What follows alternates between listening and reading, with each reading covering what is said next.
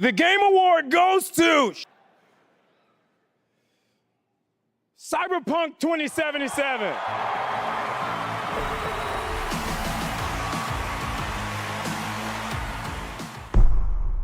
How did we end up here?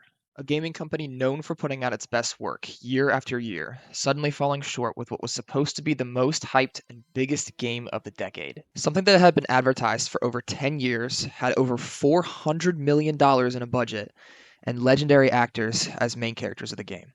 You're breathtaking. You're all breathtaking. How did it fail so spectacularly? And more importantly, how did it do a complete 180 and end up winning a Game of the Year award? This video will explain just that, because the reason why Cyberpunk still exists today is because of you, the players. Through voicing opinions on social media, to being in contact directly with the creators of the game on Twitter and Reddit, and even allowing for the creation of a TV show, which arguably is the main reason why the Cyberpunk franchise is still alive today. Social media saved this game, so where do we start? Well, our story begins right here in Night City.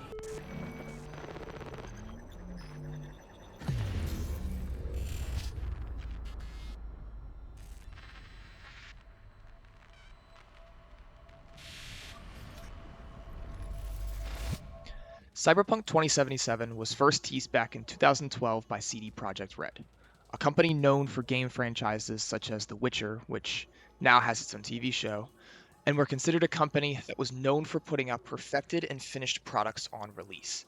Cyberpunk was supposed to be a game like no other.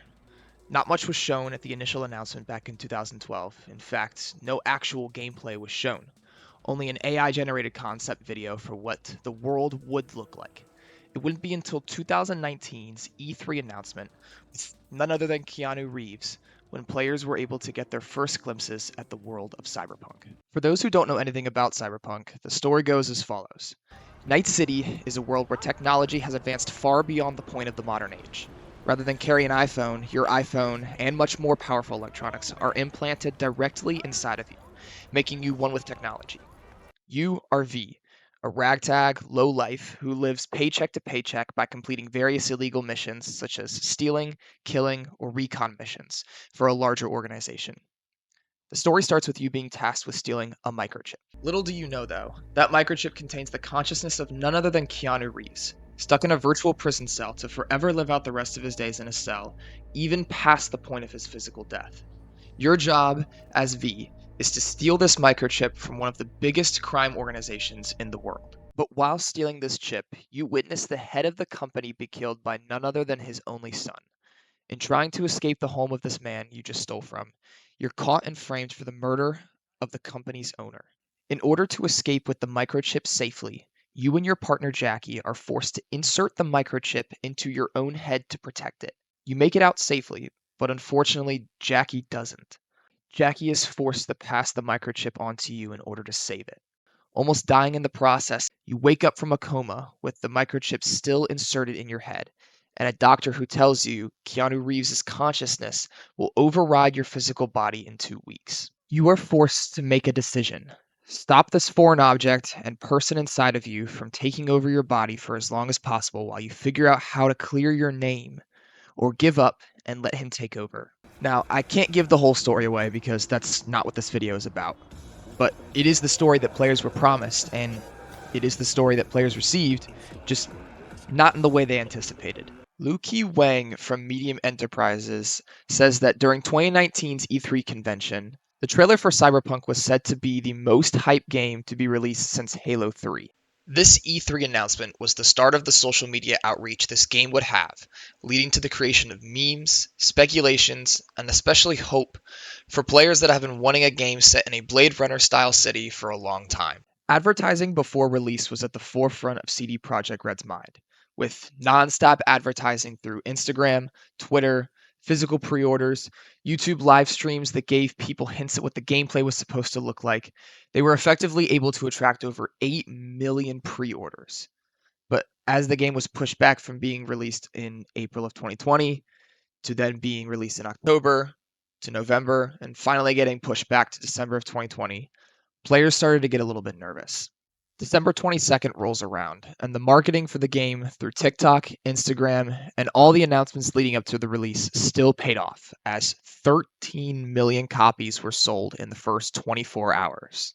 But what was promised was not received. The game launched in a completely unfinished state, filled with bugs, glitches, and some so insane that social media trends developed on platforms such as Twitter and TikTok, just showing off the bugs they were getting within their game. Not only this, but entire gameplay features that the developers said would be offered at release were nowhere in sight.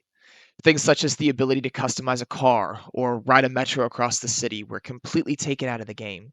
And as a final slap in the face, the CEO of CD Projekt Red came out to talk at a press conference for the release saying, quote, "It runs surprisingly well," which I don't know about you, but to me, that should be a given and not something to be proud of.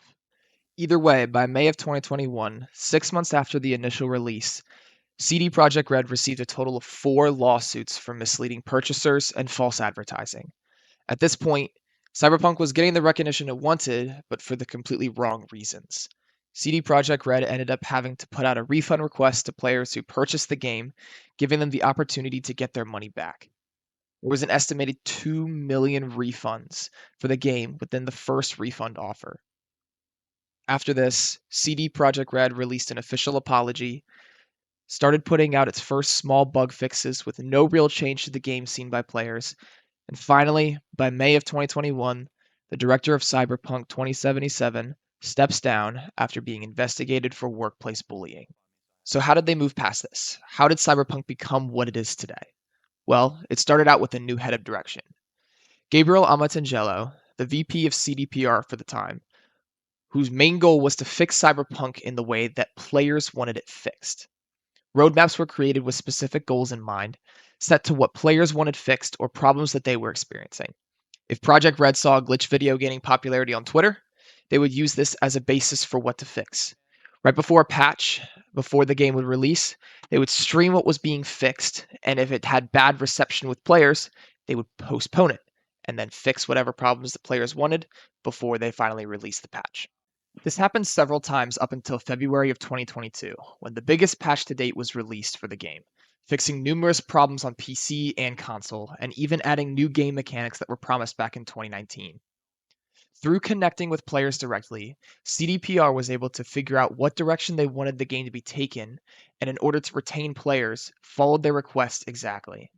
Secretly behind the scenes, CDPR had another trick up its sleeve, with the goal of expanding the universe of the game and timing it perfectly with the announcement of a new expansion for their game. In September of 2022, Cyberpunk Edge Runners was released on Netflix, an anime series set in the world of Night City, focusing on new characters and hopefully with the goal of reaching new audiences, as they also announced their expansion of Phantom Liberty in the same month.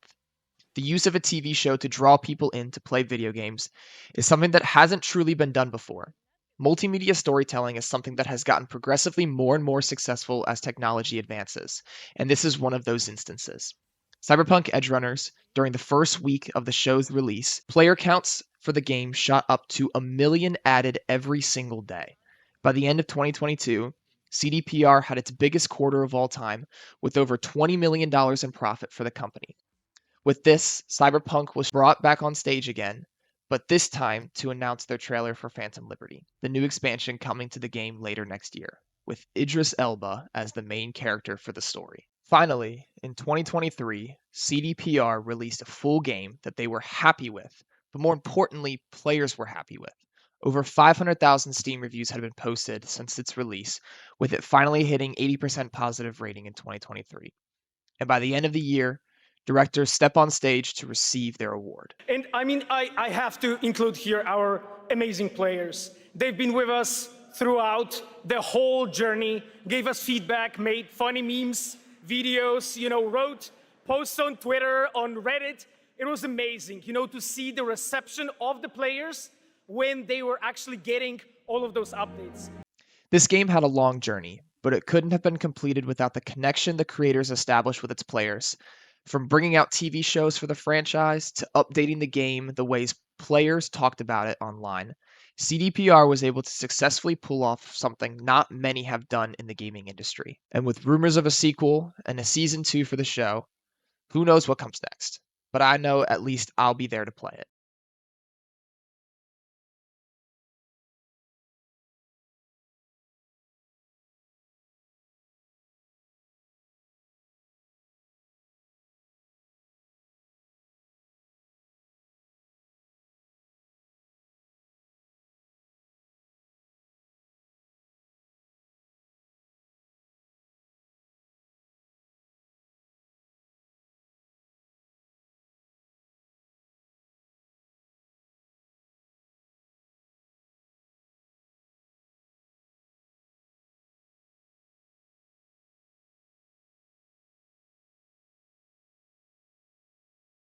Just recently we shipped update 2.1 for Cyberpunk 2077, and it's for all of you. Thank you so much.